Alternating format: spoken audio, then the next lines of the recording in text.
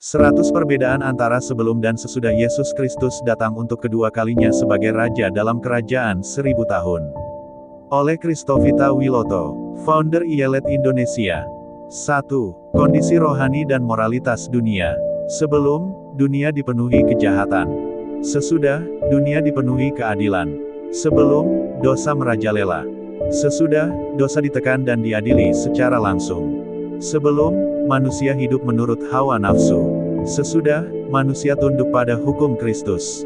Sebelum, banyak orang tidak mengenal Allah. Sesudah, semua orang akan mengenal Tuhan. Sebelum, penipuan dan kebohongan umum terjadi. Sesudah, kebenaran menjadi dasar pemerintahan. Sebelum, Roh Kudus bekerja secara terbatas. Sesudah, Roh Kudus dicurahkan secara global. Sebelum, setan berkeliaran dan menyesatkan. Sesudah, setan dirantai dan dipenjarakan 1000 tahun. Sebelum, banyak nabi palsu. Sesudah, tidak ada nabi palsu yang dibiarkan hidup. Sebelum, kekacauan spiritual. Sesudah, keharmonisan spiritual. Sebelum, penyembahan berhala lazim. Sesudah, hanya Tuhan yang disembah. 2. Kondisi politik dan pemerintahan. Sebelum, pemerintahan manusia rusak. Sesudah, pemerintahan langsung oleh Kristus. Sebelum, pemimpin tidak adil. Sesudah, raja yang adil dan sempurna. Sebelum, perang antar bangsa. Sesudah, tidak ada perang, pedang menjadi bajak. Sebelum, politik penuh korupsi. Sesudah, pemerintahan penuh kebenaran. Sebelum, nasionalisme eksklusif. Sesudah, semua bangsa bersatu dalam kerajaan Kristus. Sebelum, banyak kerajaan dunia. Sesudah, satu kerajaan Kristus. Sebelum, demokrasi dan tirani bercampur. Sesudah, teokrasi ilahi. Sebelum, perselisihan antar ras. Sesudah, persatuan umat manusia. Sebelum, penganiayaan orang benar. Sesudah, perlindungan dan kehormatan bagi orang benar. Sebelum, bangsa-bangsa tidak tunduk pada Kristus. Sesudah, semua bangsa tunduk kepadanya. 3. Kondisi sosial dan kemasyarakatan. Sebelum, ketidakadilan sosial. Sesudah, keadilan merata. Sebelum, orang miskin tertindas. Sesudah, orang miskin diberdayakan. Sebelum, kekerasan dalam masyarakat. Sesudah, hidup damai. Sebelum, rasisme dan diskriminasi. Sesudah, kesetaraan universal. Sebelum, ketidakpedulian sosial. Sesudah, solidaritas tinggi. Sebelum, kekacauan keluarga. Sesudah, keluarga dipulihkan. Sebelum, anak-anak sering disakiti.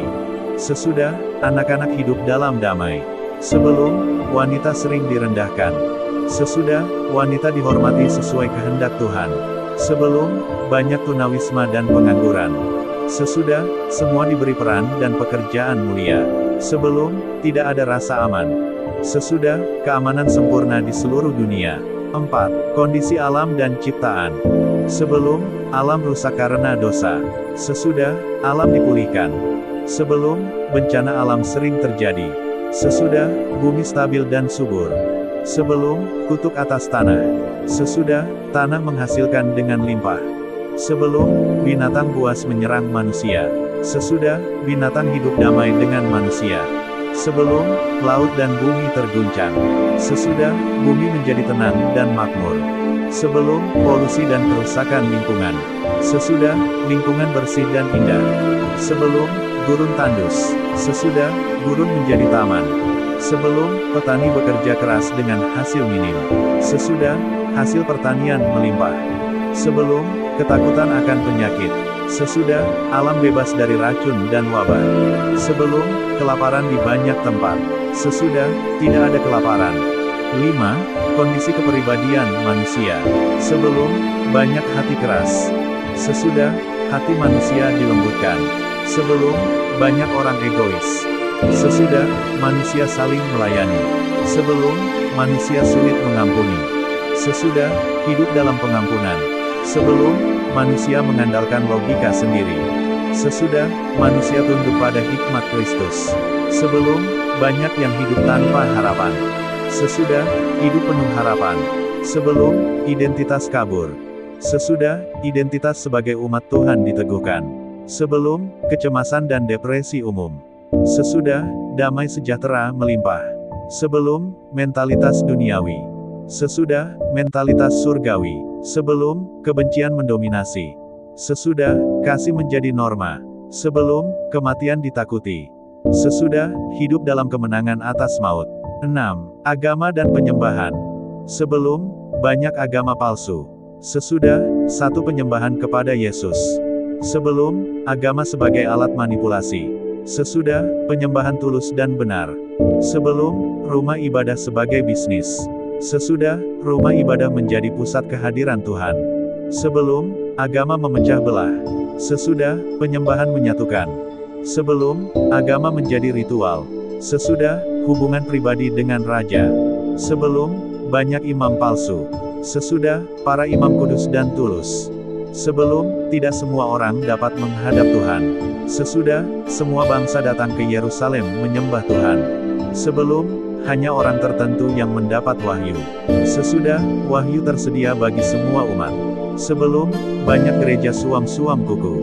Sesudah, semua gereja dipenuhi hadirat Kristus. Sebelum, doa sering tidak dijawab. Sesudah, doa langsung dijawab karena Kristus hadir. 7. Ekonomi dan produktivitas. Sebelum, sistem ekonomi eksploitatif. Sesudah, sistem ekonomi adil dan seimbang. Sebelum, kekayaan terpusat di elit. Sesudah, kekayaan tersebar adil. Sebelum, pengangguran tinggi. Sesudah, setiap orang bekerja dalam kemuliaan. Sebelum, uang menjadi berhala. Sesudah, uang hanya alat, bukan tujuan. Sebelum, kesenjangan sosial ekonomi. Sesudah, semua orang berkecukupan. Sebelum, manipulasi pasar dan inflasi. Sesudah, stabilitas ekonomi global. Sebelum, sistem utang menindas. Sesudah, tidak ada perbudakan utang. Sebelum, monopoli dan kartel. Sesudah, kebebasan dan keadilan dalam bisnis. Sebelum, pekerja dieksploitasi. Sesudah, pekerjaan sebagai panggilan mulia. Sebelum, harga-harga tidak stabil. Sesudah, keadilan dalam harga dan pasar. 8. Kemanusiaan dan pengetahuan. Sebelum, ilmu digunakan untuk kejahatan. Sesudah, ilmu digunakan untuk kemuliaan Tuhan. Sebelum, manusia bingung soal asal-usul. Sesudah, kebenaran digenapi dan dijelaskan Kristus. Sebelum, banyak hoaks dan penyesatan. Sesudah, kebenaran mutlak ditegakkan. Sebelum, media penuh kebohongan. Sesudah, media memuliakan Tuhan. Sebelum, pendidikan sekuler dan ateistik. Sesudah, pendidikan berpusat pada Tuhan. Sebelum, pengetahuan dipisah dari hikmat. Sesudah, hikmat dan pengetahuan menyatu. Sebelum, budaya dipenuhi dosa. Sesudah, budaya memuliakan Allah. Sebelum, seni digunakan untuk diri sendiri. Sesudah, seni menjadi ekspresi kasih dan kebenaran. Sebelum, teknologi digunakan untuk perang. Sesudah, teknologi untuk membangun. Sebelum, banyak filsafat sesat. Sesudah, semua pikiran tunduk pada Kristus. 9. Tubuh dan hidup manusia. Sebelum, manusia mengalami penuaan dan kematian. Sesudah, umur manusia diperpanjang seperti zaman Nuh. Sebelum, penyakit merajalela. Sesudah, tidak ada penyakit. Sebelum, tubuh lemah dan fana. Sesudah, tubuh dipulihkan dan sehat. Sebelum, banyak cacat lahir. Sesudah, semua tubuh dilahirkan utuh. Sebelum, orang mati tidak bangkit. Sesudah, orang kudus dibangkitkan memerintah bersama Kristus. Sebelum, banyak cacat mental. Sesudah, pikiran dan jiwa dipulihkan. Sebelum, tubuh sebagai sumber dosa.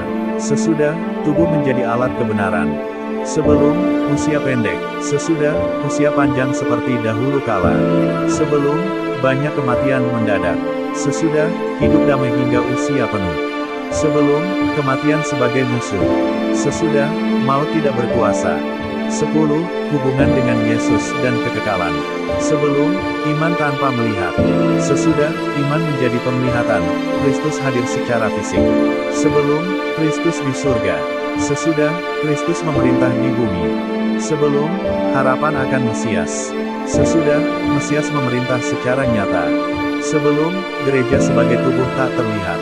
Sesudah, gereja memerintah bersama Raja. Sebelum, kerajaan Allah dalam hati.